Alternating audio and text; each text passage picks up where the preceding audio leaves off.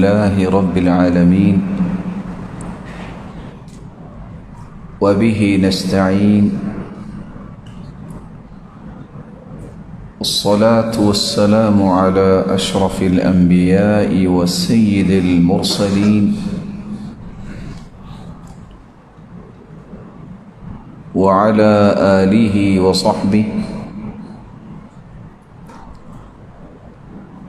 ومن تبعهم بإحسان إلى يوم الدين أما بعد فأعوذ بالله من الشيطان الرجيم ما كان على النبي من حرج فيما فرض الله له سنة الله في الذين خلوا من قبل وكان أمر الله قدرا مقدورا. لائق ست تکریم سامعین مکرم،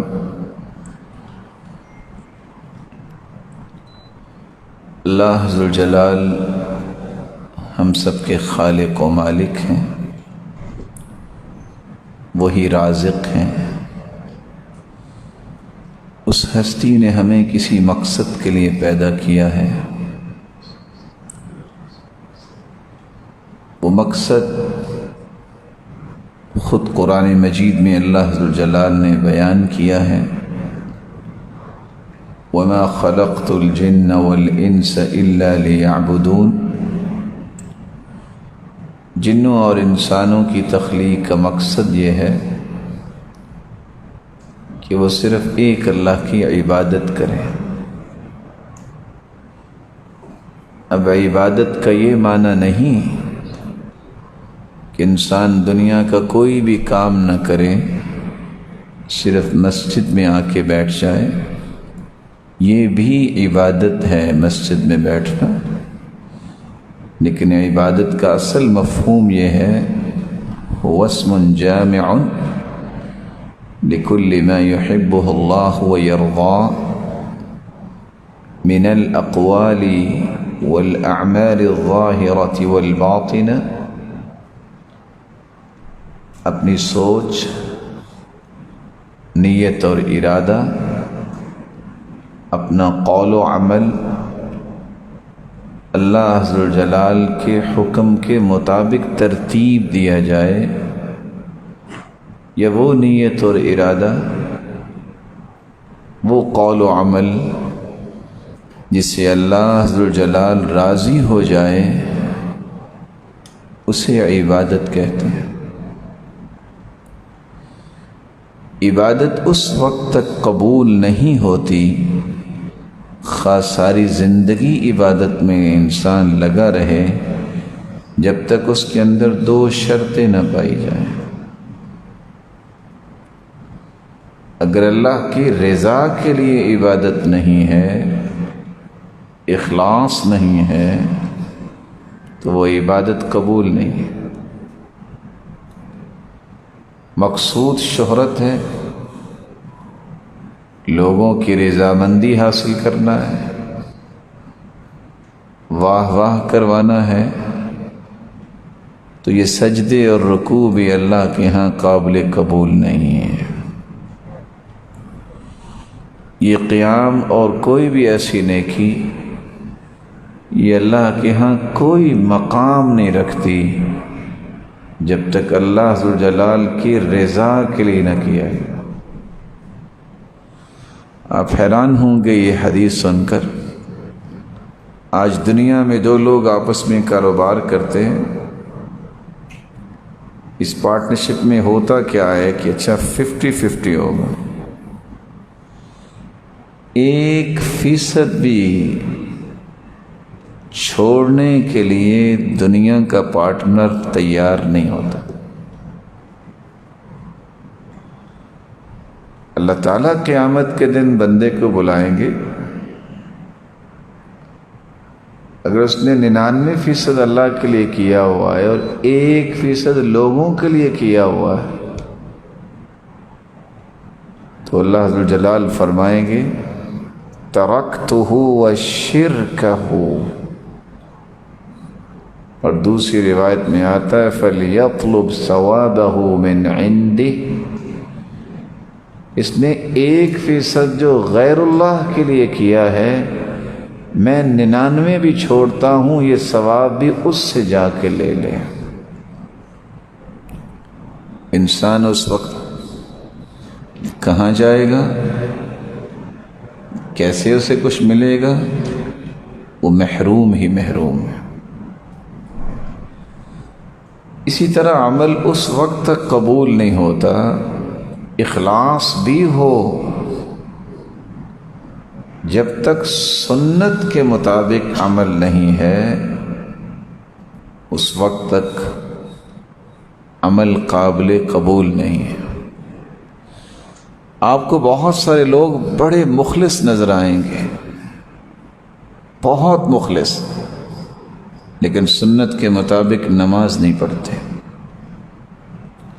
سنت کے مطابق ان کی زندگی نہیں ہے، اس ساری زندگی بھی سجدے میں پڑے رہیں، ان کی کوئی عبادت قبول نہیں ہے۔ راز کیا ہے؟ وہ راز سمجھیں۔ جس طرح اللہ نے ہمیں پیدا کیا ہے اس کے علاوہ کسی کی بھی عبادت لائق ہی نہیں ہے ہمارے، اسی طرح اللہ نے پوری کائنات سے اعلیٰ اور عرفہ ہستی محمد الرسول اللہ صلی اللہ علیہ وسلم کو بنایا ہے، اس کے طریقے کے مطابق جب تک عبادت نہیں ہوگی اس عبادت کی اللہ کے ہاں کوئی قیمت نہیں ہوگی۔ جب اللہ تعالیٰ نے آج تک ایسی ہستی دنیا میں بھیجی نہیں ہے، اسے مخلوق میں سے بے مثال بنایا ہے، لا ریب بنایا ہے، تو پھر اسی کی اداؤں کو زندہ کرنا چاہیے، اسی کے طور طریقے اور سلیقے کو اختیار کرنا چاہیے۔ یہ اس قدر اہمیت والی بات ہے، انسان ساری زندگی اگر عبادت کرتا رہے، اگر قیامت کو کہہ دیا جائے کہ تیری عبادت ہمیں قبول ہی نہیں، اس بیچارے کے ساتھ بنے گا کیا؟ لیکن تعجب کی بات یہ ہے کہ آج ہمیں اس کا احساس ختم ہو گیا، ہم نے عبادت کو عبادت کے زاویے سے نکال کے روٹین کے زاویے میں شامل کر دیا۔ روٹین انسان کی اپنی اپنی ہوتی ہے، جیسے کسی کو پسند ہے وہ اس روٹین کو اختیار کرتا ہے۔ عبادت توقیفی ہوتی ہے، جیسے اللہ کے رسول نے بتایا ہے ویسے عبادت ہوگی تو اللہ کے ہاں قبول ہوگی۔ وہاں ذاتی روٹین، ذاتی مزاج، ذاتی انسان کا تجربہ، انسان کی رائے اور سوچ، اس کا دین کے اندر کوئی دخل نہیں ہے۔ دین مکمل ہے اور اللہ کے رسول صلی اللہ علیہ وسلم پر مکمل ہوا ہے، نہ اس میں کسی کمی کرنے کی کوئی جرات کرے اور نہ ہی اس پہ کوئی زیادتی کر سکتا ہے۔ اسی طرح ہمیں اس دین کو لینا ہے جس طرح رسول اللہ صلی اللہ علیہ وسلم چھوڑ کر گئے۔ سیدنا حسن بصری رحمۃ اللہ علیہ نے اس لیے بڑی خوبصورت بات لکھی ہے، لا يقبل القول الا بالعمل، کوئی بھی انسان کی بات جب تک وہ عمل نہیں کرتا اس کا کوئی اعتبار ہی نہیں ہے۔ دعویٰ بھی کوئی قابل اعتبار ہوتا ہے؟ وَلَا يُقْبَلُ الْقَوْلُ وَالْعَمَلُ إِلَّا بِالنِّيَّةِ، کوئی بھی انسان کا قول اور عمل جب تک نیت خالص نہ ہو قبول ہی نہیں۔ ولا يقبل القول والعمل والنية الا باتباع السنة. انسان کا قول، عمل اور نیت یہ جب تک سنت کے مطابق نہ ہو تینوں ہی قبول نہیں ہے. میں اس کی ایک مثال سے بات کو واضح کروں گا. ایک چھوٹا سا جملہ میں بولنے لگا ہوں، جواب آپ سے مطلوب ہے.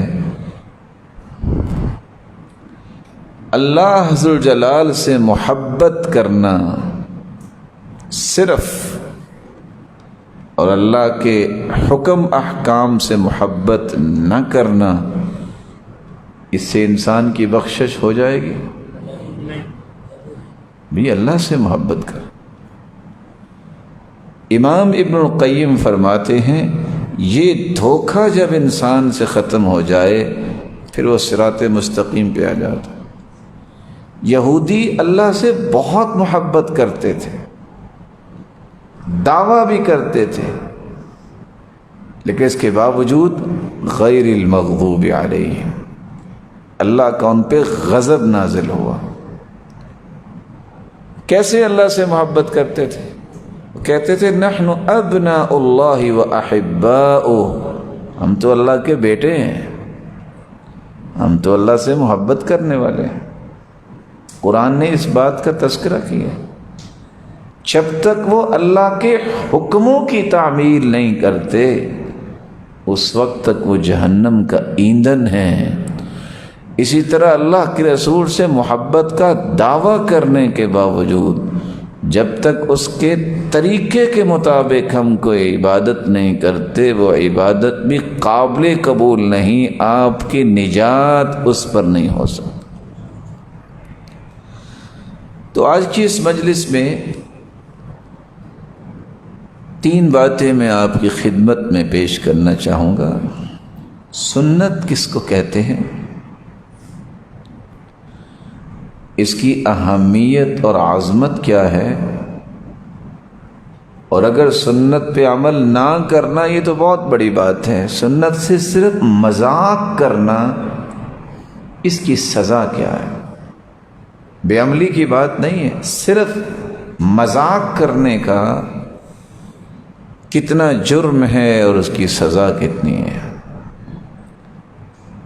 سیدنا حسن بصری رحمۃ اللہ علیہ کہا کرتے تھے السنہ سفینۃ نوح من رکبها نجا ومن تخلف عنها ہلک.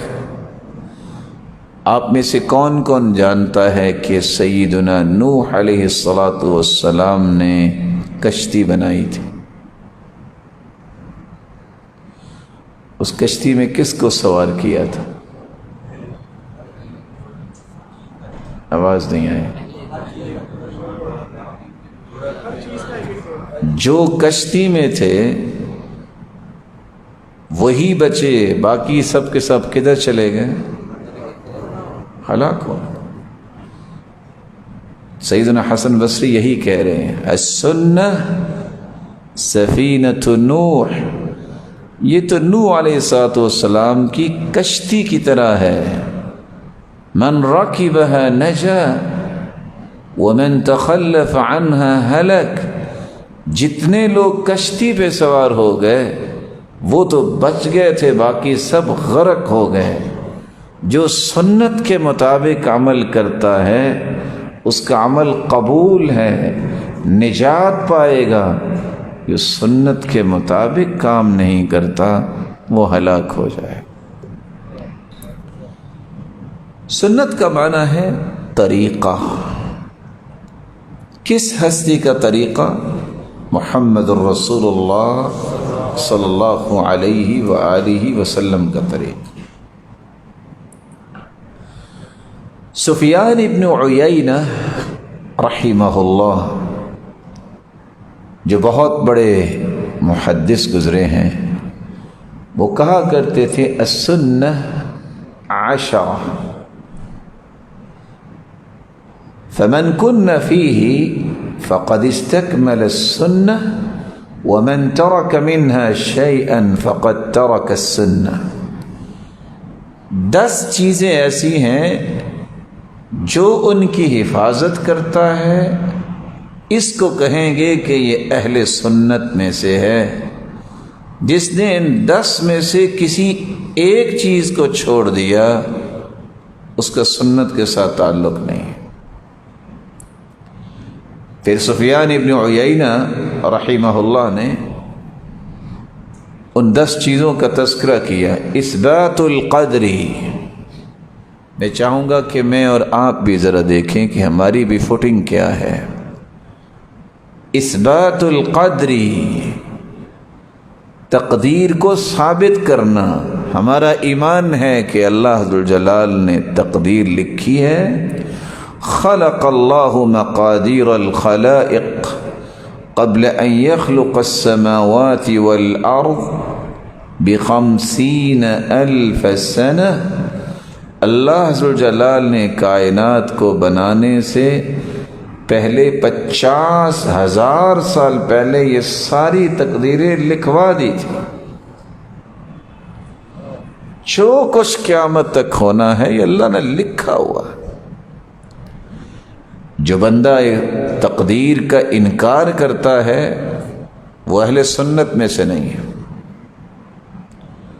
ایسے لوگ آئے جنہوں نے تقدیر کو جھٹلا دیا، انکار کر دیا۔ یہاں اس حدیث کو بھی یاد رکھیے گا کہ ہم تقدیر پر ایمان لاتے ہیں، تقدیر کے مکلف نہیں ہیں، ہم مکلف عمل کے ہیں۔ حدیث میں رسول اللہ صلی اللہ علیہ وسلم کا فرمان ہے، اعملوا فکل میسر لما خلق لہ، تم بس عمل کرو، جس کے لیے جو کچھ لکھا ہے اللہ اس کے لیے وہ راستہ آسان کر دے۔ ہمیں عمل کرنا ہے۔ لیکن آج بہت سارے لوگ جب گناہ ہو جاتا ہے، جب کوئی غلطی ہو جاتی ہے، کہتے ہیں تقدیر میں لکھا۔ آپ کو کیسے پتا چلا تقدیر میں لکھا ہے؟ کر کے کیوں کہتے ہو؟ پہلے کہو۔ وہ سیدنا عمر رضی اللہ تعالیٰ عنہ کے پاس ایک چور کو لایا گیا، پوچھا کیوں چوری کی ہے؟ کہتا ہے تقدیر میں لکھا ہے۔ انہوں نے ہاتھ کاٹ کے اس کے دوسرے ہاتھ میں دیا، کہا یہ ہاتھ کاٹنا بھی تقدیر میں لکھا ہے، یہ بھی تقدیر میں لکھا ہے۔ تو تقدیر پر ایمان لانا یہ اہل سنت کی نشانی ہے۔ رسول اللہ صلی اللہ علیہ وسلم کا فرمان ہے، ثلاثۃ لا يقبل اللہ منہم یوم القیامۃ صرفا ولا عدلا۔ 3 چیزیں ایسی ہیں جب انسان اس کا انکار کر دے یا اس کے اندر آ جائے جس انسان کے، تو ایسے انسان کی نہ کوئی فرضی عبادت قبول ہے نہ نفلی عبادت قبول ہے۔ العاق والمنان ومکذب بالقدر، والدین کا نافرمان 1، نیکی کر کے احسان جتلانے والا 2، ومکذب بالقدر، اور تقدیر کو جھٹلانے والا۔ یہ 3 ایسے بد نصیب ہیں، اللہ ذوالجلال نہ ان کی فرضی عبادت قبول کرتے ہیں نہ نفلی عبادت قبول، بلکہ ہمارا ایمان یہ ہے جو سیدنا عبداللہ ابن مسعود رضی اللہ تعالیٰ عنہ نے بیان کیا ہے، لن یجد الرجل طعم الایمان حتى يؤمن بالقدر ويعلم أنه ميت ويعلم أنه مبعوث۔ اس وقت تک انسان ایمان کی لذت، حلاوت، مٹھاس کو پا ہی نہیں سکتا جب تک 3 چیزوں پر اس کا ایمان نہ ہو جائے۔ پہلی چیز تقدیر پر ایمان، دوسری چیز اسے یقین ہو جائے موت ضرور آنی ہے، اس سے کوئی بچ نہیں سکتا۔ اور تیسری چیز میں نے اللہ کے سامنے پیش ہونا ہے۔ جب تک یہ تین چیزوں کا یقین نہیں کر لیتا اس وقت تک انسان کو ایمان کی لذت نصیب نہیں ہوتی۔ تو سنت کی 10 چیزیں ہیں۔ سب سے پہلی چیز تقدیر پر ایمان لانا،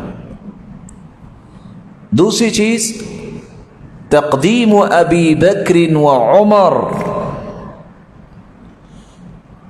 سیدنا ابو بکر رضی اللہ عنہ، سیدنا عمر رضی اللہ عنہ، تمام صحابہ پر ان 2 ہستیوں کو مقدم کرنا۔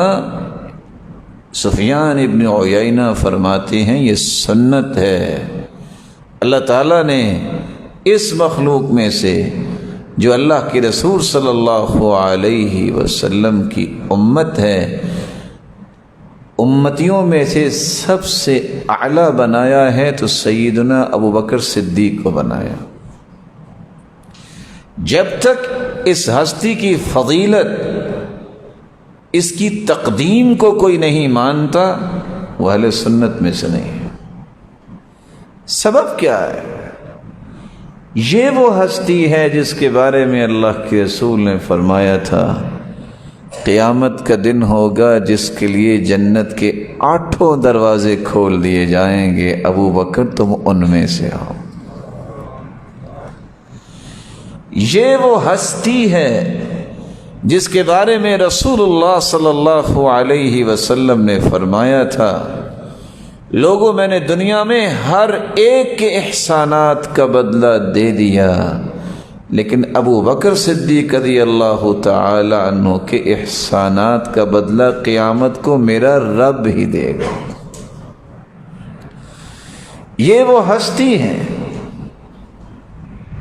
جس کے بارے میں اللہ کے رسول صلی اللہ علیہ وسلم نے خود فرمایا۔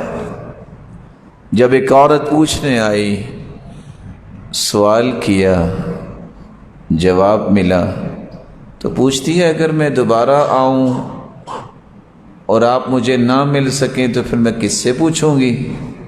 فرمایا ان لم تجدینی فأتی ابا بکر، اگر میں نہ ہوا تو تم ابو بکر کے پاس آ جانا۔ یہ اشارہ تھا۔ بلکہ آپ نے فرمایا یہ مسجد نبوی کے جو دروازے ہیں سارے بند کر دینا، لیکن جس دروازے سے سیدنا ابو بکر آتے ہیں یہ دروازہ بند نہ کرنا۔ ایک حدیث کا ترجمہ کرنے سے پہلے اور حدیث پیش کرنے سے پہلے میں آپ سے ایک چھوٹا سا سوال کروں گا۔ کانوں کی حیثیت کیا ہے سر میں؟ خوبصورت سے خوبصورت انسان ہو، طاقتور ہو، دنیا جہان کا مالدار ہو، اگر اس کے کان نہ ہوں، بولیے بہرا ہے، کان ہیں اور سنتا نہیں۔ اللہ کے رسول صلی اللہ علیہ وسلم نے تعبیر کیا کی ہے؟ ہما اذنایا، ابو بکر و عمر دونوں ایسے ہیں ان کی حیثیت وہ میرے دونوں کان ہیں۔ یہ اللہ کے رسول صلی اللہ علیہ وسلم نے کہہ دی۔ تقدیم ابی بکر و عمر، اہل سنت میں سے وہ ہے جو سیدنا ابو بکر و عمر کو تمام صحابہ پر مقدم کرتا ہے۔ اور جانتے ہیں سیدنا عمر رضی اللہ تعالی عنہ کون ہے؟ فرمایا لو کان بعدی نبی لکان عمر، لوگوں اگر میرے بعد کوئی نبی ہوتا تو وہ عمر ہوتے۔ 15 آیات قرآن کی نازل ہوئی ہیں، رائے اور خواہش عمر کی تھی، اللہ نے اسے وحی بنا کے اپنے پیغمبر پہ اتار دیا۔ آج حاجی حج کر کے واپس لوٹ رہے ہیں، اللہ سب کو خیریت سے لے آئے، اپنے اپنے گھروں میں پہنچے۔ طواف کرنے کے بعد مقام ابراہیم پہ 2 رکعتیں پڑھی جاتی ہیں۔ سیدنا عمر رضی اللہ تعالی عنہم بیت اللہ پہنچے، کہتے ہیں یا رسول اللہ صلی اللہ علیہ وسلم لو اتخذنا ذلك المكان للمصلى، کیا خیال ہے یہاں 2 رکعتیں نہ پڑھ لیں؟ اتنی بات عمر نے کی، جبریل کا نزول ہوا اور آیت نازل ہو گئی واتخذوا من مقام ابراہیم مصلی، میرے محبوب یہاں 2 رکعتیں نماز پڑھ، یہاں نماز پڑھی ہے۔ یہ عمر رضی اللہ تعالی عنہ کی رائے تھی۔ دخل عليك البر والفاجر ولو امرت امہات المؤمنین بالحجاب، اللہ کے محبوب آپ کے پاس نیک لوگ بھی آتے ہیں، برے لوگ بھی آتے ہیں، اگر آپ مومنوں کی ماؤں کو پردے کا حکم دے دیں تو، ابھی اتنی بات ہوئی تھی، ابھی تک پردہ نازل نہیں ہوا، جبریل امین تشریف لائے اور پردے کی آیتیں نازل ہو گئی۔ تو سنت یہ ہے، سفیان ابن عیینہ کہتے ہیں جو تقدیر پر ایمان لاتا ہے، جو اس امت میں سب سے افضلیت کا حقدار سیدنا ابو بکر صدیق رضی اللہ تعالی عنہ، پھر سیدنا عمر رضی اللہ تعالی عنہ کو سمجھتا ہے، یہ اہل سنت میں سے۔ تیسری بات، الحوض ہمارا ایمان ہے کہ حوض کوثر ہے جس پہ اللہ کے رسول تشریف لائیں گے۔ صحیح بخاری اور صحیح مسلم کی روایت، انا فرطکم علی الحوض فمن ورد شرب ومن شرب لم يظمأ ابدا، لوگوں میں سب سے پہلے حوض کوثر پہ آؤں گا اور میں جس کو پلاؤں گا وہاں، جس نے ایک مرتبہ حوض کوثر کا پانی پی لیا بقیہ ساری زندگی اسے پیاس نہیں لگے گی۔ اس کے برتن اتنے ہیں کعدد نجوم السماء، جتنے آسمان کے ستاروں کی تعداد ہے۔ کتنے برتن ہیں؟ کسی کو پتہ ستارے کتنے ہیں؟ نہیں پتہ۔ ہمارا ایمان ہے کہ حوض یہ اللہ کے رسول نے جب کہہ دیا ہے تو یہاں اللہ کے رسول تشریف لائیں گے، لیکن کون ہے جو ان کے مبارک ہاتھوں سے حوض کوثر کا پانی پیے گا؟ وہ جو اللہ کے رسول کی سنت کے مطابق زندگی گزارتا ہے۔ یہ میں نہیں کہہ رہا، صحیح بخاری اور صحیح مسلم اٹھائیے جس میں یہ لکھا ہے کہ اللہ کے رسول صلی اللہ علیہ وسلم کی امتی آئیں گے، عارفہم و یعرفونی، اللہ کے رسول فرماتے ہیں میں انہیں پہچانتا ہوں گا، وہ مجھے پہچانتے ہوں گے۔ اللہ کے رسول کیسے پہچانیں گے؟ ان امتی یأتون یوم القیامت غرا محجلین من آثار الوضوء، انسان نماز پڑھتا ہے تو وضو کرتا ہے، جتنے اعضاء وضو کے ہیں قیامت کے دن یہ اعضاء چمک رہے ہوں گے۔ اچانک اللہ کے رسول صلی اللہ علیہ وسلم کے درمیان اور ان لوگوں کے درمیان رکاوٹ ڈال دی جائے۔ اللہ کے رسول فرمائیں گے یا ربی اصحابی اصحابی اصیحابی اصیحابی کما فی روایت اخری، اللہ لوگ کدھر چلے گئے؟ جواب ملے گا انک لا تدری ما احدثوا بعدک، آپ کے علم میں نہیں میرے محبوب کہ تیرے بعد انہوں نے نئے نئے طریقے کون سے نکالے۔ انک لا تدری ما عملوا بعدک، آپ کو نہیں پتا کہ انہوں نے اعمال کون کون سے کیے۔ تو اللہ کے رسول وہاں فرمائیں گے سحقاً سحقاً لمن غیر بعدی، وفی روایہ لمن بدل بعدی، ان کو میری آنکھوں سے دور کر دو، جنہوں نے میرے بعد دین میں تبدیلی کر دی اور دین میں تغیر پیدا کر دیا۔ اللہ کے رسول جس کو کہہ دیں گے کہ ان کو میری آنکھوں سے دور کر دو، اس سے بڑا کوئی دنیا میں بدبخت ہے کوئی انسان؟ ہمارا ایمان ہے کہ حوض کوثر ہے۔ چوتھی بات والشفاعہ، ہمارا ایمان ہے کہ شفاعت بھی اللہ کے رسول فرمائیں گے، لیکن کس کی سفارش ہوگی؟ مشرک کی سفارش نہیں ہوگی، سفارش ہوگی توحید والے کی۔ اس سے جو بھی غلطی کوتاہی ہوئی ہے اس کی سفارش اللہ کے رسول فرمائیں گے۔ شفاعتی، اللہ کے رسول فرماتے میری سفارش ہوگی قیامت کے دن، جنہوں نے چھوٹے بڑے گناہ کیے ہوئے میں سفارش کروں گا، لیکن توحید شرط۔ سیدنا ابو ہریرہ رضی اللہ تعالی عنہ بیٹھے ہوئے ہیں اور اللہ کے رسول نے ایک سوال کیا، من اسعد الناس بشفاعتک یا رسول اللہ، اے اللہ کے رسول صلی اللہ علیہ وسلم، آپ کی سفارش اور شفاعت کا حقدار کون ہوگا؟ تو اللہ کے رسول فرماتے ابو ہریرہ مجھے پہلے پتا تھا کہ یہ سوال تو نہیں کرنا ہے، یہ تیری جو حرص ہے نا کہ قیامت کو کس طرح سفارش مل جائے۔ فرمایا اسعد الناس بشفاعتی من قال لا الہ الا اللہ خالصا من قلبی، میری سفارش کا حقدار وہ ہے جو اخلاص کے ساتھ لا الہ الا اللہ کہتا ہے، توحید والا ہوتا ہے۔ ہمارا ایمان ہے کہ سفارش ہوگی، اور یہ یاد رکھنا چاہیے اللہ کے رسول کی شفاعت کے بغیر تو دنیا کا حساب ہی نہیں ہوگا، ان کی سفارش ہوگی تو حساب شروع ہوگا۔ جنتی جنت میں بھی نہیں جا سکیں گے جب تک اللہ کے رسول کی سفارش نہیں ہوگی۔ جنت میں جا کے اعلیٰ درجے پر جانے کے لیے بھی اللہ کے رسول کی سفارش کی ضرورت ہوگی۔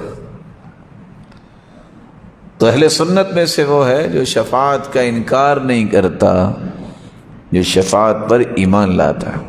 ایک پانچویں چیز والمیزان، ہمارا ایمان ہے کہ قیامت کے دن ترازو لگے گا۔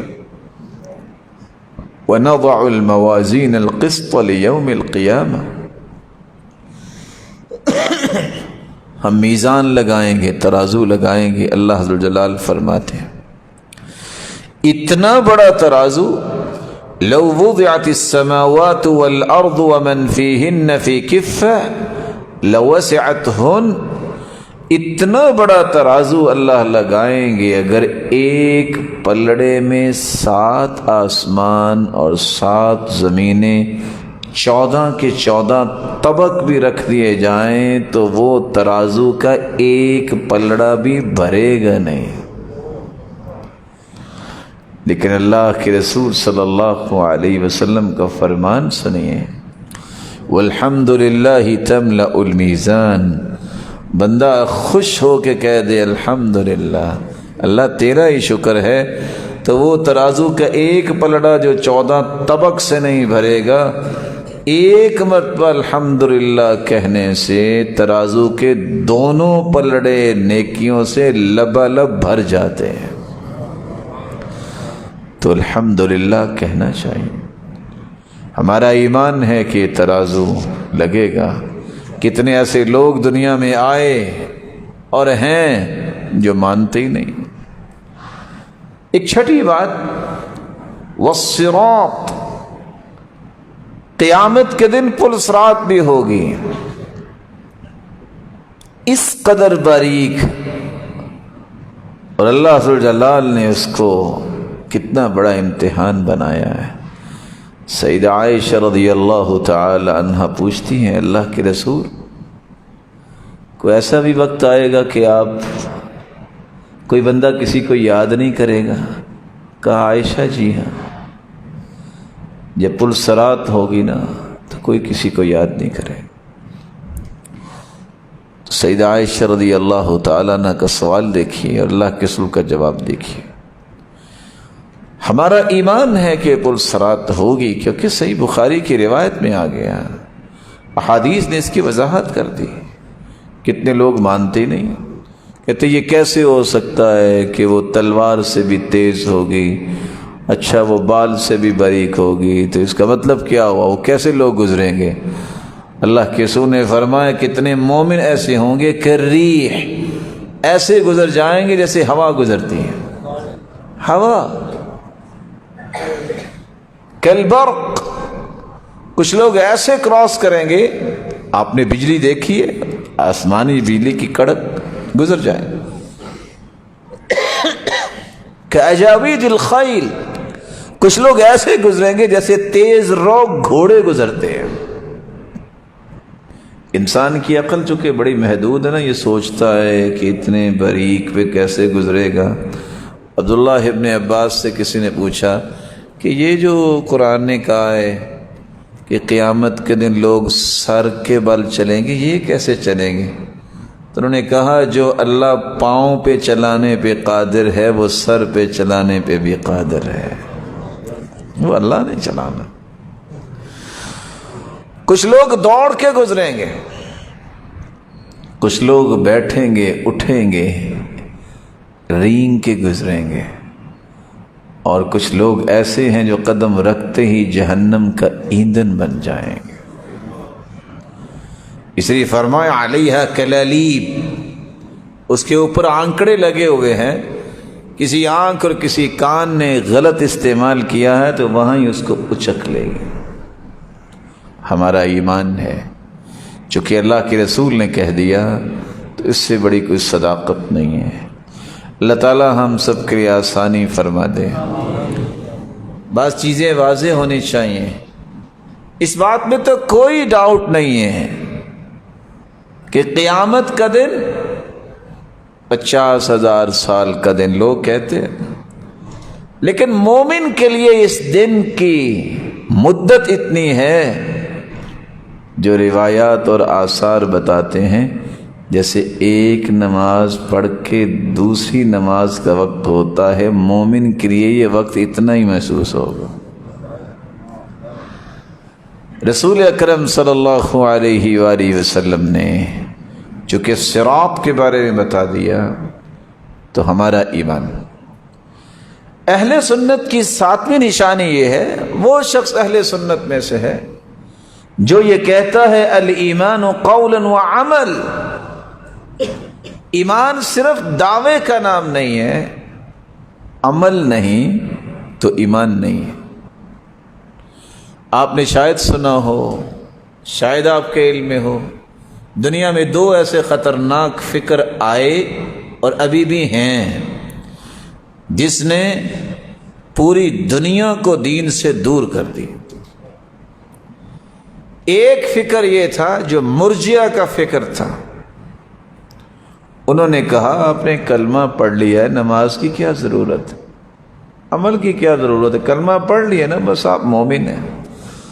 آدھی دنیا بے عمل ہو گئی یہ بات سن کے۔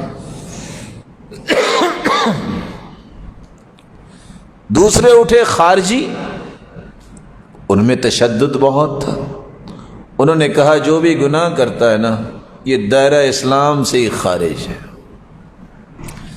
یہ کافر ہو گیا، بس اس کو مارنا جائز ہے۔ آج بھی ایسے خطرناک فکر معاشرے میں موجود ہے، لیکن اہل سنت کا منہج یہ ہے کہ عمل جب تک نہیں اس وقت تک ایمان نہیں ہوتا، اور اگر کسی سے چھوٹا یا بڑا گناہ بھی ہو جائے میں اس پہ کفر کا فتویٰ نہیں لگاؤں گا، میں کہوں گا یہ گنہگار ہے، معافی مانگے گا تو اللہ اسے معاف کر دیں گے۔ اور کچھ لوگ ایسے بھی آئے پتہ نہیں کہاں بیٹھ کے سوچتے رہے یہ جی منزلہ بین المنزلتین ہے، نہ یہ جنتی ہے نہ یہ جہنمی ہے، تو کہاں ہے کچھ پتہ نہیں۔ جب انسان قرآن و سنت سے دور ہوتا ہے تو پھر اس طرح کی ہی باتیں کرتا ہے۔ یہ نعمت اللہ نے قرآن و سنت کی جن کو دی ہے وہ غلط بات نہیں کرتے، وہ قرآن و سنت کی روشنی میں رہنمائی کرتے ہیں۔ ہمارا ایمان ہے الایمان قول و عمل، ایمان صرف قول کا نام نہیں ہے، عمل کا نام۔ امام بخاری فرماتے ہیں كتبت عن 1080 نفسا ليس فيهم إلا صاحب حديث ولست أكتب إلا عمن قال الإيمان قول وعمل۔ اس عبارت کا ترجمہ میں بعد میں کرتا ہوں۔ کوئی ہے آپ میں سے میرا محترم جس نے 500 علماء دیکھے ہوں؟ چلو 100 عالم ہی دیکھے ہوں، ماشاءاللہ۔ امام بخاری کہتے ہیں کہ میں نے 1080 اساتذہ سے پڑھا ہے۔ کتنے اساتذہ سے؟ اور سارے کے سارے محدث تھے، اور کوئی بھی ایسا نہیں تھا جو یہ نہ کہتا ہو الایمان قول و عمل، جس کا عقیدہ اور منہج درست نہ ہو۔ سب کہتے تھے کہ ایمان قول اور عمل کا نام۔ کچھ لوگ کہتے ہیں کہ بس دعویٰ کر لیا میں مسلمان ہوں، وہ چھوڑو جی نماز کی کیا ضرورت ہے، وہ چھوڑو جی عمل کی کیا ضرورت ہے، بس مسلمان ہے۔ نہیں، آپ کو یقین آتا تو آپ دیکھیں اس وطن عزیز میں کوئی 22.5 کروڑ میں سے مسلمان تو ہیں نا۔ چلو کچھ لوگ ہوں گے، کوئی عیسائی بھی ہوں گے، لیکن یہ سارے مسلمان جو ہے 22.5 کروڑ میں نمازی کتنے ہیں؟ اب نہیں بولیں گے آپ۔ چلو محترم کی بات مان لے 5%، عمل کدھر گیا؟ یہ لمحہ فکریہ ہے۔ اہل سنت اس کو کہتے ہیں جو ایمان قول و عمل کو مانتا ہے۔ 8ویں بات، القرآن کلام اللہ۔ اہل سنت وہ ہوتا ہے، سنت کے ساتھ تعلق اس کا ہوتا ہے، جو مانتا ہے کہ قرآن اللہ کی کلام ہے، مخلوق نہیں ہے۔ پہلے یہ بات سمجھیے کہ میں نے کہا کیا ہے، اللہ کی کلام ہے، تکلم بہ حقیقہ، اللہ نے اسے کلام کیا ہے، یہ اللہ کی صفت ہے۔ کچھ لوگ اس وقت بھی کہتے تھے امام احمد بن حنبل کے دور میں کہ قرآن مخلوق ہے۔ امام احمد بن حنبل کہتے تھے نا، یہ مخلوق نہیں ہے، یہ اللہ کی صفت ہے۔ فرق کیا ہے ان دو باتوں میں؟ فرق یہ ہے کل من علیہا فان وَيَبْقَى وَجْهُ رَبِّكَ ذُو الْجَلَالِ وَالْإِكْرَامِ۔ اگر اس کو مخلوق مان لے تو مخلوق تو ساری ساری فنا ہو جائے گی، بچے گی اللہ کی ذات۔ اس کا مطلب ہے کہ قرآن بھی فنا ہو جائے۔ یہ صفت ہے اللہ تعالیٰ کی، اللہ کی ذات بھی باقی رہے گی، اللہ کی صفات بھی باقی رہیں گی، باقی ساری دنیا فنا ہو جائے۔ یہ وہ مسئلہ تھا جس پر امام احمد بن حنبل نے 18,000 کوڑے کھائے 3 بادشاہوں سے، لیکن وہ مانے نہیں ہیں۔ وہ کہتے تھے نہیں، قرآن اللہ کی کلام ہے، یہ مخلوق نہیں ہے۔ اگر وہ بھی مخلوق ہو تو اس کی عظمت کہاں گئی؟ اس کی عظمت تو اس لیے ہے کہ یہ میرے رب کی کلام ہے۔ تو اہل سنت میں سے وہ ہوتا ہے جو قرآن کو اللہ کی کلام مانتا ہے۔ 9ویں چیز، وعذاب القبر۔ عذاب قبر حق ہے، ہمارا ایمان ہے، کیونکہ اللہ کے رسول نے کہہ دیا ان عذاب القبر حق۔ صحیح بخاری کی روایت ہے، عذاب قبر حق ہے۔ ہم چونکہ اپنی عقل سے سوچتے ہیں وہ قبر تو کھولی تھی، کچھ چیز نظر نہیں آئی۔ اچھا، جو لوگ ڈوب کے مر جاتے ہیں تو ان کی تو قبر بنتی نہیں ہے۔ اچھا، جو لوگ جل جاتے ہیں تو راکھ ہی ہوتی ہے، تو وہ تو قبر میں جاتے ہی نہیں ہیں، تو عذاب قبر کیسے ہوتا ہے؟ اس لیے اللہ عز و جلال نے یہ ساری باتیں غیب میں رکھی ہیں۔ میں صرف 2 حدیثیں پیش کر دیتا ہوں جس سے معاملہ کھل کے سامنے آ جائے گا۔ صحیح بخاری کی روایت ہے، ایک شخص جب فوت ہونے لگا اس نے اپنے بچوں کو جمع کیا، کہتے بیٹو تم سے مجھے محبت ہے، آپ بتاؤ آپ کو بھی محبت ہے؟ ہاں کیوں نہیں؟ کَإِذَا أَنَا مِتُّ فَأَحْرِقُونِي ثُمَّ ذَرُّونِي، اچھا جب میں مر جاؤں نا تو تم مجھے جلا دینا اور میری خاک کو سمندروں اور دریاؤں میں بہا دینا اور ہواؤں اور فضاؤں میں اڑا دینا۔ نیکیاں کوئی نہیں ہے تو میں اللہ کے سامنے پیش کیسے ہوں گا؟ اس نے جو ہی وفات پائی اولاد نے ایسا ہی کیا۔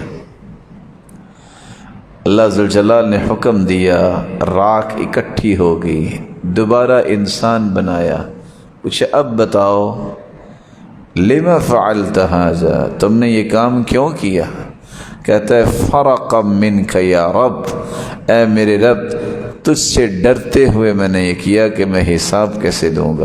یہ خاک کدھر تھی؟ سمندروں میں، پانیوں میں، فضاؤں میں، کس نے اکٹھا کیا؟ جب انسان کا ایمان ہو تو پھر پتہ چلتا ہے، اکٹھی ہوگی نا خاک، سوال ہو گیا نا۔ تو اللہ نے فرمایا اگر تم نے میرے ڈر سے کیا تو جاؤ میں تمہیں معاف کرتا ہوں۔ ایک شخص عیسائی تھا، مسلمان ہوا، دوبارہ وہ عیسائی ہو گیا، اس کو دفنانے گئے، اس نے چونکہ اللہ کے رسول پر الزام لگایا کہ میں جو کہتا ہوں وہ نبی لکھ کے لوگوں کو دیتے ہیں، میں ہی سب کچھ کرتا تھا، مر گیا۔ جب اس کو قبر میں دفنایا تو قبر نے اٹھا کے پھینکا۔ دوسرے دن جب لوگوں نے دیکھا وقد لفظت الارض، قبر کھلی ہوئی اور باہر پڑا ہوا، انہوں نے اور گہری قبر کھودی، قبر نے پھر اسے اٹھا کے پھینک دیا۔ تیسرے دن جتنی گہری کر سکتے تھے اتنی گہری قبر کی، نتیجتاً وقد لفظت الارض، زمین نے اسے پھر باہر نکال کے پھینکا۔ پہلے تو وہ سوچتے تھے یہ ضرور محمد کے ساتھیوں کا کام ہوگا، وہ غصہ کرتے ہوں گے کہ اس نے دین کو چھوڑا۔ جب تیسرا دن ہوا کہتے ہیں یہ لوگوں کی طرف سے نہیں ہے، یہ اللہ کی طرف سے سزا ہے، پھر اسی طرح وہ چھوڑ کے چلے گئے۔ امام ابن القیم کہتے ہیں بندہ سویا ہوتا ہے اور سوئے ہوئے کیا کر رہا ہے کہ 4 لوگوں کو مار دیا اس نے، کیونکہ ایسے ہی ہوتا ہے نا، ساتھ والے کو پتا ہوتا ہے یہ کیا سوچ رہا ہے، یہ کیا خواب دیکھ رہا ہے۔ سوئے ہوئے کو چھوڑیے، آپ کے سامنے 2 لوگ جا رہے ہیں، وہ کیا سوچ رہا ہے کہ میں نے ٹھیک 5 منٹ کے بعد کس کو قتل کرنا ہے، کسی کو پتا ہوتا ہے؟ تم تو ساتھ والی چارپائی پہ اپنے بیٹے اور بیٹی اور بیوی سے واقف نہیں کہ ان کو خواب کیا آ رہا ہے، تم قبر کے حقائق کو کیسے سمجھ سکتے ہو؟ یہ اللہ ذوالجلال کے پاس اس کے حقائق اور کنہ اور غیب ہے، وہ اللہ ہی جانتا ہے، لیکن ہمارا ایمان ہونا چاہیے کیونکہ اللہ کے رسول نے کہہ دیا ان عذاب القبر حق، کہ عذاب قبر حق ہے تو حق ہے۔ 10ویں بات، اہل سنت میں سے وہ ہے والبعث یوم القیامہ، جس کا ایمان اور یقین ہے کہ قیامت کو اٹھنا ہے۔ کچھ لوگ کہتے ہیں قیامت کون سی؟ جس کا ایمان ہے کہ قیامت کو اللہ کے سامنے پیش ہونا ہے، اس شخص کو کہتے ہیں اس کا سنت سے تعلق ہے۔ اللہ ذوالجلال ان ساری باتوں پر ایمان کی ہم سب کو توفیق عطا فرمائے۔ سنت کی اہمیت کے متعلق میں صرف 5 چیزیں بیان کروں گا ان 25 چیزوں میں سے جن کا تذکرہ قرآن و حدیث میں آئے۔ نمبر 1، کسی کے علم کا معیار جو ہے، اس کے لیے جو اللہ نے معیار بیان کیا ہے وہ سنت رکھی ہے۔ اگر آپ جاننا چاہتے ہیں کہ اہل علم کون ہے، آپ جاننا چاہتے ہیں کہ کون ہے اللہ کے رسول کا سچا تابع دار، سچا فرما بردار، اس کے لیے ایک معیار ہے، کیا وہ سنت کے مطابق زندگی گزارتا ہے؟ تو یہ سچا فرما بردار ہے، یہ تابع دار ہے، یہ ہے وہ شخص جس کے پاس واقعتاً نفع مند علم ہے۔ قرآن مجید میں اللہ فرماتے ہیں وَمَا جَعَلْنَا الْقِبْلَةَ الَّتِي كُنْتَ عَلَيْهَا إِلَّا لِنَعْلَمَ مَنْ يَتَّبِعُ الرَّسُولَ مِمَّنْ يَنْقَلِبُ عَلَى عَقِبَيْهِ۔ 16 اور 17 مہینے مسلمانوں نے بیت المقدس کی طرف منہ کر کے نماز پڑھی۔ یہودیوں نے کہا لو ویسے ہماری مخالفت کرتا ہے محمد صلی اللہ علیہ وسلم اور قبلہ ہمارا استعمال کرتا ہے۔ تو 16-17 مہینوں کے بعد اللہ تعالیٰ نے قبلہ چینج کر دیا اور بیت اللہ کی طرف منہ کر کے نماز پڑھنے کا حکم آ گیا۔ اور کب نماز پڑھ رہے تھے صحابہ، آج بھی مسجد قبلہ تین موجود ہے، رکوع کی حالت میں تھے۔ ایک شخص نے آ کے کہا کہ آپ کو پتہ قبلہ چینج ہو گیا ہے؟ ایک شخص نماز پڑھتے پڑھتے انہوں نے اپنے چہرے کو بیت المقدس کی بجائے بیت اللہ کی طرف کر لیا۔ تو قرآن کہتا ہے وَمَا جَعَلْنَا الْقِبْلَةَ الَّتِي كُنْتَ عَلَيْهَا إِلَّا لِنَعْلَمَ مَن يَتَّبِعُ الرَّسُولَ مِمَّن يَنْقَلِبُ عَلَى عَقِبَيْهِ۔ یہ اللہ نے قبلہ چینج کر کے یہ امتحان ہی لیا، کون ہے جو ثابت قدم رہتا ہے، اللہ کے رسول کی بات کون مانتا ہے۔ تو اللہ کے رسول نے جب حکم دے دیا اور جب اللہ کی طرف سے حکم آ گیا تو مسلمانوں نے مان لی۔ تو سنت کے مطابق جس کی زندگی نہیں ہے وہ فرما بردار نہیں ہو سکتا، وہ لاکھ دعوے کر لے۔ جس کی نماز سنت کے مطابق نہیں، جس کا روزہ سنت کے مطابق نہیں، جس کا حج سنت کے مطابق نہیں ہے، یہ اللہ کے رسول کا تابع دار نہیں ہے۔ کتنے حاجی حج کرنے جاتے ہیں 10-10 20-20 لاکھ روپیہ خرچ کر کے، لیکن کیا کریں گے؟ صحیح بخاری کی روایت ہے اللہ کے رسول نے منا میں 2 رکعتیں پڑھی ہیں، ابو بکر و عمر نے بھی 2 رکعتیں پڑھی ہیں، قصر کی ہے۔ یہ ساری جا کے نماز پوری پڑھیں گے؟ حج کرنے گئے، اللہ کے رسول نے عرفات میں ظہر اور عصر کی اکٹھی نماز پڑھی ہے اور قصر کی ہے۔ یہ اکٹھی نہیں پڑھیں گے، الگ الگ پڑھیں گے اور پوری پڑھیں گے۔ کس چیز کا حج؟ کس کی مرضی کا حج؟ جب اللہ کے رسول کا طریقہ نہیں آپ کو پسند تو یہ مال ضائع کرنے کی کیا ضرورت؟ سنت کے مطابق جس کا عمل نہیں وہ تابع دار نہیں ہے، وہ فرما بردار نہیں ہے اللہ کے رسول کا، وہ شخص اللہ کے رسول کے اتباع کرنے والا نہیں ہے۔ اس لیے سلف صالحین صرف جب بھی اپنے بچوں کو پڑھانے کے لیے بھیجتے تو 3 چیزیں دیکھتے، اس کی نماز کیسی ہے، اس کی نماز کیسی ہے، یہ سنت کے مطابق پڑھتا ہے، پھر اس کے اندر ادب و آداب کیسے ہیں، یہ میرے بچے کو کہیں ضائع تو نہیں کر دے گا، اس کی امانت و دیانت کیسی ہے۔ آج یہ ساری چیزیں ختم ہو گئی۔ رسول اللہ صلی اللہ علیہ وآلہ وسلم کا فرما بردار بننے کے لیے ایک ہی علامت ہے، سنت کے مطابق اگر زندگی ہے یہ ہے سچا تابع دار۔ آج کتنے لوگ نماز پڑھ رہے ہوتے ہیں ہاتھ یہاں باندھے ہیں، اللہ تعالیٰ سلامت رکھے دین پہ ہر ایک کو۔ کتنے لوگ نماز پڑھ رہے ہیں، صحیح بخاری کی روایت، صحیح مسلم کی روایت، ایک نہیں 210 روایتیں کہ اللہ کے رسول صلی اللہ علیہ وسلم جب بھی نماز کے لیے کھڑے ہوتے كان اذا قام الى الصلاة كبر ورفع يديه حذو منكبيه، کندھوں کے برابر ہاتھ لے جاتے۔ دوسری روایت میں ہے کہ کانوں کے برابر، کانوں کی لو تک ہاتھ لے جاتے، کوئی ہاتھ اٹھاتے ہی نہیں۔ یہ نماز کس کے لیے ہم پڑھتے ہیں؟ اگر سنت کے مطابق ہم نے کام نہیں کرنا تو کیا دین میں بھی اپنی مرضی؟ اللہ کے رسول صلی اللہ علیہ وسلم کے صحابہ آمین کہتے۔ آپ صحیح بخاری کو ایک مرتبہ کھول کے تو دیکھیے، حتی ان لمسجد رسول اللہ صلی اللہ علیہ وسلم للجہ، صحابہ بلند آواز سے آمین کہتے، یہاں تک کہ اللہ کے رسول کی مسجد میں گونج اٹھتی۔ آج یہ بات سمجھنے کے لیے کوئی تیاری نہیں ہے، بلکہ کیا کہتے ہیں، اور چھوڑو جی یہ تو تشدد ہے،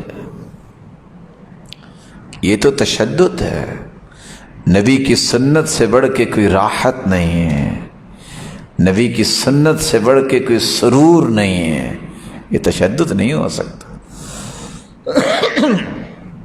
رسول اللہ صلی اللہ علیہ وسلم کی سنت کی دوسری اہمیت،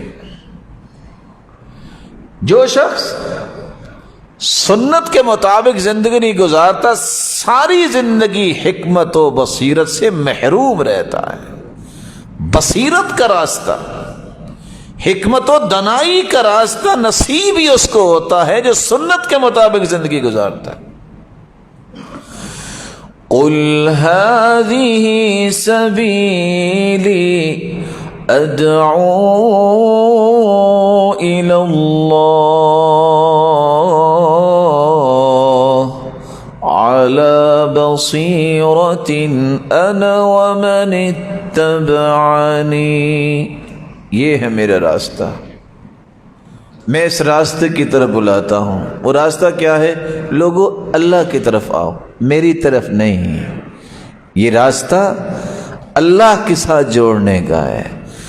حق کی پہچان بھی یہ ہے، حق ہمیشہ مخلوق کو خالق سے جوڑتا ہے، باطل ہمیشہ اپنی طرف بلاتا ہے۔ جو عالم آپ کو نظر آئے کہ وہ مخلوق کو خالق سے جوڑنے کی بات کرتا ہے، وہ کہتے ہیں اللہ کی طرف آؤ، سمجھ لینا یہ حق پسند اور حق پرست انسان ہے۔ جو اپنی طرف بلائے کہ میرا لینتھ ایکسپیرینس یہ ہے اور میری جو ہے وہ سکس سینس یہ کہہ رہی ہے، میرا وجدان یہ کہہ رہا ہے، اس ساری کی ساری باطل ایسی باتیں کرتے ہیں۔ حق والے تو اللہ کی طرف بلاتے ہیں۔ قل هذه سبیلی ادعو الی اللہ علی بصیرہ، یہ میرا ہی راستہ نہیں، ومن اتبعنی، جو میرا سچی اتباع کرنے والا ہے یہ اس کا بھی راستہ ہے۔ اس سنت کی ایک تیسری اہمیت بھی ہے۔ سفیان ثوری کہا کرتے تھے، جس نے دنیا کے اندر فتنوں کا مقابلہ کرنا ہے وہ شخص سنت کا اہتمام کرے۔ وہ کہا کرتے تھے، اکثروا من الاحادیث فإنها السلاح، زیادہ سے زیادہ حدیثیں پڑھا کرو، یہ اسلحہ ہے۔ شیطان کے مقابلے میں، فتنوں کے مقابلے میں، بدعات کے مقابلے میں، نبی کریم کے مخالفین کے مقابلے میں حدیثیں پڑھا کرو، یہ ہے اصل مسلمان کا ہتھیار۔ عبداللہ بن مبارک سے کسی نے پوچھا کہ آپ گھر ہی بیٹھے رہتے ہو، کبھی باہر نکلا کرو، آپ کو وحشت نہیں ہوتی اکیلے بیٹھے رہتے ہو؟ کہتے میں تو اللہ کے رسول کے ساتھیوں کے ساتھ ہوتا ہوں، مجھے وحشت کیسے ہوئے؟ کہتے وہ کیسے؟ کہتے گھر بیٹھ کے حدیث پڑھتا رہتا ہوں تو وحشت کہاں سے آئی؟ میں تو یہ دیکھتا ہوں کہ اللہ کے رسول کے صحابہ کیا کرتے، کیا سیکھتے، ان کو کیا سکھایا جاتا۔ اس لیے یہ ایک علامت یاد رکھیے گا، سلف کہا کرتے تھے، مبتدع رجل الا نزع من قلبه حلاوت الحدیث، جو بدعتی انسان ہوتا ہے اس کے دل سے حدیث کی لذت اور مٹھاس کو کھینچ لیا جاتا ہے۔ جس طرح مشرک کے سامنے اکیلے اللہ کا نام لے تو اس کو چڑ لگتی ہے نا، اور جب کسی اور کا نام لے تو خوش ہو جاتا ہے، اس طرح بدعتی جو ہے صرف حدیث اور سنت کی بات کرے کہ اللہ کے اس نے فرمایا ہے، اسے پسند نہیں آتا۔ اس کے کسی بڑے کا نام لے لیا جائے کہ فلاں کا قول بھی ہے تو خوش ہو جائے گا۔ یہ بدعتی کی نشانی ہے۔ آج بھی ایسے میدان عمل میں لوگ موجود ہیں جن کو سب سے زیادہ تکلیف یہ ہے کہ یہ صحابہ کا مشن کیوں مضبوط ہوتا ہے۔ وہ صحابہ پہ تو تان نہیں کر سکے، لیکن وہ رجال امام لالکائی جیسے، امام بربہاری جیسوں کے خلاف زہر اگلتے ہیں۔ کہ یہ لوگ ہیں جنہوں نے معاشرے میں تشدد پیدا کیا. یہ عقل کے مسکین اور پیدل لوگوں کو کیا پتا کہ لالکائی اور بربہاری کون تھے. یہ وہ لوگ ہیں جنہوں نے قرآن و سنت کی روشنی میں عقائد دنیا کو سکھائے. اور راوی کہتے ہیں اگر کوئی شخص بربہاری سے محبت کرتا نظر آئے تو سمجھ لینا یہ سنی ہوگا، یہ اہل سنت میں سے ہوگا. بدعتی اس سے محبت نہیں کرتا. جن کا کام یہ ہے، یہ اللہ کا فرمان ہے، یہ اللہ کے رسول کا فرمان ہے، اس سے نفرت کون کرے گا؟ بدعتی کرے گا، یا بدعتیوں کو سہولت کار بننے والے کریں گے ایسا کام.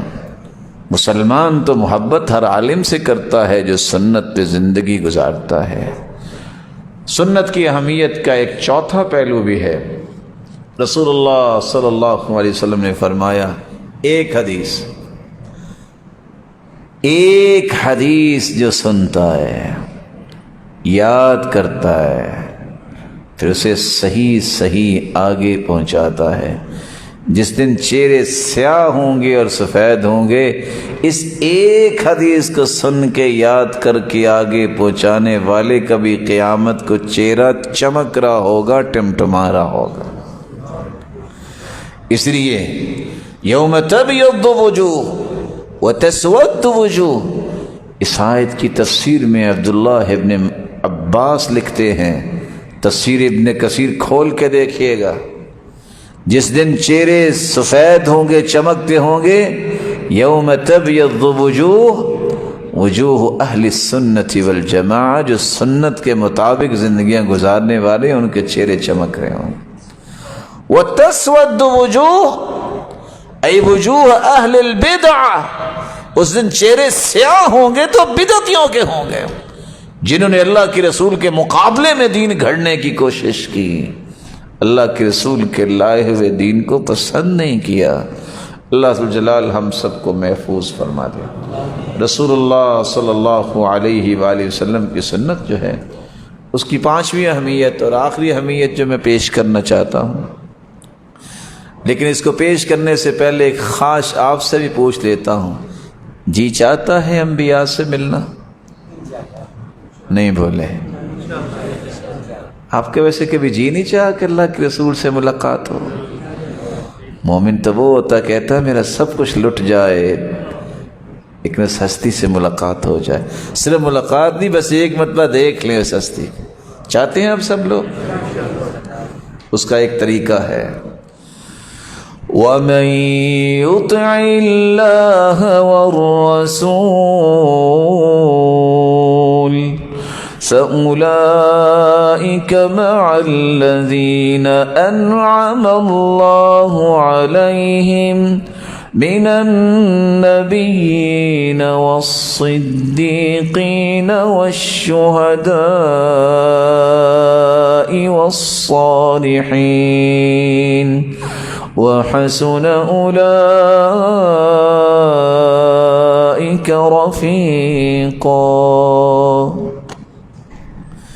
جو اللہ اور اس کے رسول کی اطاعت کرتا ہے، فرما برداری کرتا ہے، قیامت کے دن وہ انبیاء کے ساتھ، صدیقین کے ساتھ، شہداء کے ساتھ اور صالحین کے ساتھ ہوگا. اور اس سے خوبصورت رفاقت اور کون سی ہو سکتی؟ اللہ تعالی ہم سب کے نصیب میں فرمائے. آخری نقطہ جس پہ ہماری بحث مکمل ہوگی، اگر ہم نہیں مانتے اس بات کو، سنت کے مطابق اگر ہم عمل نہیں کرتے تو وہ تو سیدھی گمراہی ہے اور ہلاکت ہے. اگر سنت سے مذاق ہی صرف کر دیں تو اس کا بدلہ کیا ملے گا؟ صرف مذاق. بے عملی کے بارے میں تو اللہ کے رسول نے کہہ دیا ہے، وَجُعْلَ الذُّلُّ وَالصَّغَارُ عَلَى مَنْ خَالَفَ أَمْرِي، جو میری سنت پہ عمل نہیں کرتا، ذلت اور رسوائی اس پہ ڈال دی گئی ہے. وہ ذلیل ہی ذلیل ہے، دنیا کی کوئی ہستی اسے عزت نہیں دے سکتی. جس کو اللہ نے ذلیل کر دیا ہے اس کو کون عزت دے گا؟ میں چند قصے آپ کے سامنے رکھتا ہوں. ایک قصہ صحیح مسلم میں ہے. ایک شخص بائیں ہاتھ سے کھانا کھا رہا تھا. غور کیجئے گا، کس ہاتھ سے؟ آج ہم بھی کہتے ہیں نا کسی محترم سے، بھائی دائیں ہاتھ سے کھانا کھا، کہتے ہیں یہ بھی تو اللہ نے بنایا نا، تو یہ بھی تو اللہ کے رسول نے حکم دیا نا کہ دائیں ہاتھ سے کھاؤ۔ فَإِنَّ الشَّيْطَانَ يَأْكُلُ بِشِمَالِهِ وَيَشْرَبُ بِشِمَالِهِ وَيَأْخُذُ بِشِمَالِهِ وَيُعْطِي بِشِمَالِهِ، جیسا کہ دوسری روایت میں شیطان ہے جو بائیں ہاتھ سے کھاتا ہے، جو بائیں ہاتھ سے پیتا ہے، جو بائیں ہاتھ سے کچھ چیز دیتا ہے اور بائیں ہاتھ سے کچھ چیز لیتا ہے، یہ کون ہے؟ شیطان۔ کہا کس نے ہے؟ اللہ کے رسول صلی اللہ علیہ وسلم۔ اب ایک شخص بائیں ہاتھ سے کھانا کھا رہا تھا، آپ نے فرمایا کل بیمینک، دائیں ہاتھ سے کھاؤ۔ کہتے لا استطیع، میں نہیں کھا سکتا۔ آج بھی کسی کو کہیں اس کا موڈ آف ہو جاتا ہے، مجھے کہہ رہے ہو؟ فرمایا لاستطعت، تم نہیں کھا سکتے، لاستطعت، کھاؤ بھی نہ۔ جب اس نے اللہ کے رسول کی بات نہیں مانی، پھر اس کا دایاں ہاتھ شل ہو گیا، پوری زندگی منہ تک یہ ہاتھ لے جا ہی نہیں سکا۔ سزا ہے جو اللہ کے رسول کی سنت کو اہمیت نہیں دیتا، یہ اس کی سزا ہے۔ رسول اکرم صلی اللہ علیہ وآلہ وسلم کے صحابی فرماتے ہیں پھر پوری زندگی وہ اپنا ہاتھ اپنے منہ تک لے جا ہی نہیں سکا۔ اور صحابی کہتے ہیں کہ میں بہت چھوٹا تھا، عمرو بن ابی سلمہ، جب مجھے اللہ کے رسول نے 3 نصیحتیں کی تھی، میری ساری زندگی گزر گئی، میں نے ان کو چھوڑا نہیں ہے۔ نصیحتیں کیا تھی؟ ادنو یا غلام، بیٹا کھانا کھانے کے لیے قریب ہو کے بیٹھے، یا غلام کل بسم اللہ، بیٹا بسم اللہ پڑھ کے کھانا کھایا کرو۔ کل بیمینک، دائیں ہاتھ سے کھانا کھایا کرو۔ کل مما یلیک، اپنے سامنے سے کھانا کھاؤ، دوسرے کے سامنے ہاتھ نہ لے کے جاؤ، ادب ہے۔ صحابی کہتے ہیں فما زالت تلک طعمتی بعد، میری پوری زندگی گزر گئی، اس دن کے بعد میں نے کھانا ایسے ہی کھایا، بسم اللہ پڑھ کے دائیں ہاتھ سے اور اپنے سامنے سے، دوسرے کے سامنے ہاتھ نہیں میں لے کے گیا۔ اللہ تعالیٰ یہ آداب اپنے بچوں کو سکھانے کی ہم سب کو توفیق عطا فرمائے۔ رسول اکرم صلی اللہ علیہ وسلم کا حکم یہ ہے کہ امام سے پہلے سر نہ اٹھاؤ سجدے سے، نہ رکوع سے۔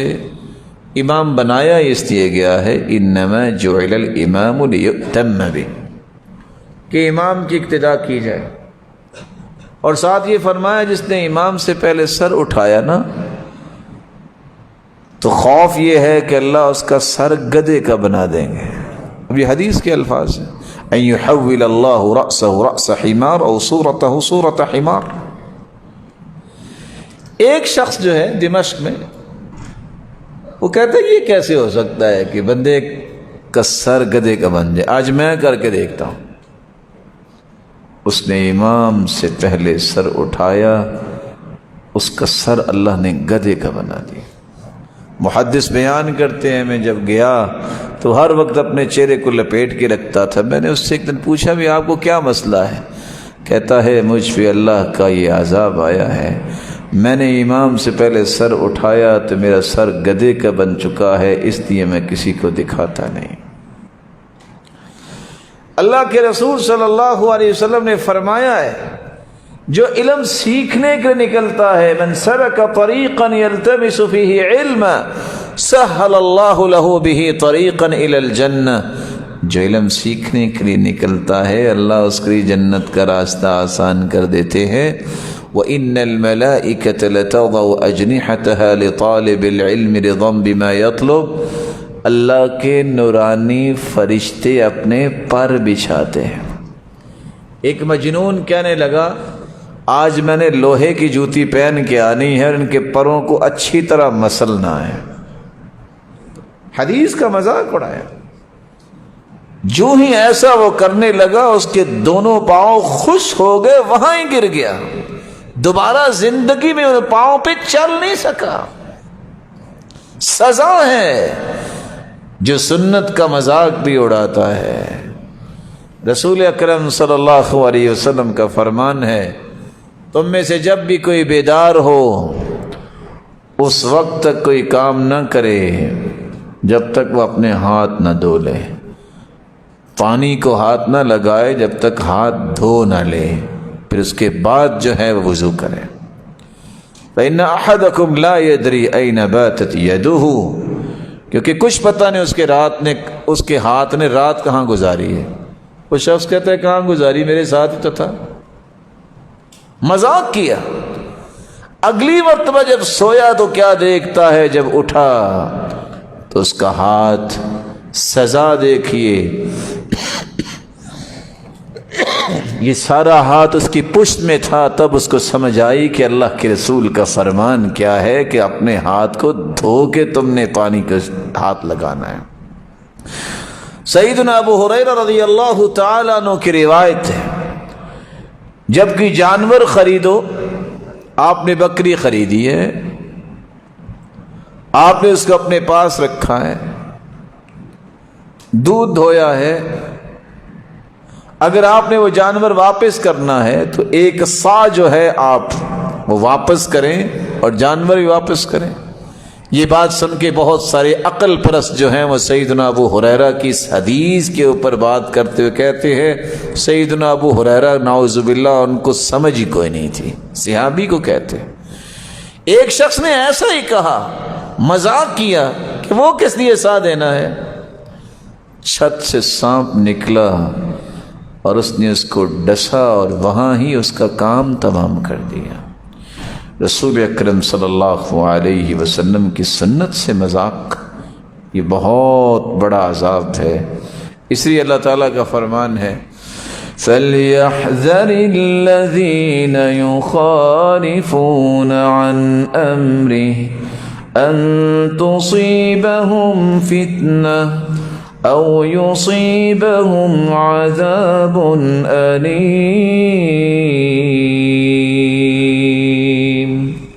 اللہ کے رسول کی مخالفت سے ڈر جاؤ، کہیں فتنے میں نہ پڑ جاؤ یا عذاب کے مستحق نہ بن جاؤ۔ حدیث کہتی ہے کہ آپ جب پانی کا نل ہے اس کو منہ لگا کے نہ پیا کریں، مشکیزہ ہے اس سے پانی نکال کے پیو، ڈائریکٹ منہ لگا کے نہ پیو۔ ایک شخص کہتے پھر کیا ہوگا؟ کیا ہوا؟ جو ہی اس نے ایسا کیا سانپ کو نگل گیا۔ اللہ کے رسول صلی اللہ علیہ وسلم نے جو بات کہی ہے اس میں حکمت ہے، اس میں دانائی ہے، اس سے بڑی بات دنیا میں کسی کی ہو ہی نہیں سکتی۔ اس لیے اس کی بات پہ پہرا دینا، اس کے اداؤں پہ پہرا دینا، اس ہستی کے اوامر پہ پہرا دینا، یہ اصل میں اس سے سچی محبت کا تقاضا ہے۔ اللہ میرے اور آپ کے نصیبے میں فرمائے، اور جب تک ہمیں زندہ رکھے سنت کے مطابق زندگی گزارنے کی توفیق عطا فرمائے، اور سنت کی مخالفت اور مذاق سے ہم سب کو محفوظ فرمائے۔ آج کتنے لوگ جو ہیں اللہ تعالیٰ ان کو صراط مستقیم دے، مذاق کیسے کرتے ہیں؟ کہتے ہیں اچھا یہ بتائیں جی، داڑھی اسلام میں ہے کہ اسلام داڑھی میں ہے؟ آپ میرے محترم ہیں، آپ میرے معزز بھائی بیٹھے ہیں، غور کیجیے۔ ایک ہے انسان کی کمی کوتاہی کہ وہ داڑھی کو کٹواتا ہے یا منڈواتا ہے، جو سراسر گناہ ہے، کیونکہ اللہ کے رسول صلی اللہ علیہ وسلم نے واضح الفاظ میں بولا ہے، خالف المجوس، مجوسیوں کی مخالفت کرو، خالف المشرکین، مشرکوں کی مخالفت کرو، خالف الیہود، یہودیوں کی مخالفت کرو، خالف النصارى، عیسائیوں کی مخالفت کرو۔ کیسے مخالفت ہوگی؟ گاڑیاں توڑ کے؟ جائز ہی نہیں ہے۔ احتجاج کرنے سے؟ ٹائر جلانے سے؟ نہیں۔ فاعف اللحى، داڑھیوں کو معاف کرو۔ فإنهم لا يعفون اللحى، یہ یہودی اور عیسائی اور مجوسی اور مشرک کا کام ہے کہ وہ داڑھی کو معاف نہیں کرتے۔ ایک ہے کمی اور کوتاہی، ایک ہے گناہ، اس سے انسان کو توبہ کر کے اللہ کے سامنے سرخرو ہونا چاہیے۔ ایک ہے مذاق کرنا، اچھا داڑھی اسلام میں ہے، یہ داڑھی ہے کہ جھاڑی ہے، نعوذ باللہ من ذالک۔ اللہ سے ڈر جانا چاہیے، سنت کے ساتھ کبھی مذاق نہ کریں، حدیث کے ساتھ کبھی مذاق نہ کریں۔ غلطی کوتاہی کسی سے بھی ہو سکتی ہے، اور غلطی کوتاہی کے بعد انسان معافی مانگ لے، وہ اللہ کو اتنا پیارا لگتا ہے۔ التائب من الذنب کمن لا ذنب له، حدیث کہتی ہے جو توبہ کر لیتا ہے وہ ایسا ہو جاتا ہے جیسے اس نے گناہ کیا ہی نہیں ہے۔ تو اللہ عز و جلال سے بلکہ توبہ کرنی چاہیے۔ جب بھی آپ کے سامنے زندگی میں قرآن کی آیت آ جائے، ایک لفظ بھی بولنے کی خواہش نہ کرنا، کیونکہ اللہ کا فیصلہ آ گیا۔ جب آپ کے سامنے حدیث اور سنت آ جائے، ایک بھی لفظ بولنے کی جرت نہ کرنا، کیونکہ اللہ کے رسول کا فیصلہ آ گیا۔ اور میرا دعویٰ یہ ہے کہ میں اللہ اور اس کے رسول سے محبت کرتا ہوں، پھر ان کے فیصلے آ جانے سے میرا سر جھکنا چاہیے، ماننے کے لیے مجھے تیار ہونا چاہیے۔ ڈیبیٹ نہیں، بحث و تکرار نہیں، ضد اور انا نہیں، فوراً مجھے تسلیم کرنا ہوگا اگر میں اپنے آپ کو سچا مسلمان اور مومن بنانا چاہتا ہوں۔ اللہ تعالیٰ ایسا ایمان مجھے اور آپ کو اور ہم سب کی آل اولاد اور نسلوں کو بھی نصیب فرمائے، جو اللہ اور اس کے رسول کی مان کے چلنے والے ہوں، اور پھر قیامت کے دن اللہ اپنے محبوب کا ساتھ بھی نصیب فرمائے اور اپنے دیدار کا مستحق بھی بنائے۔ وآخر دعوانا الحمد للہ رب العالمین۔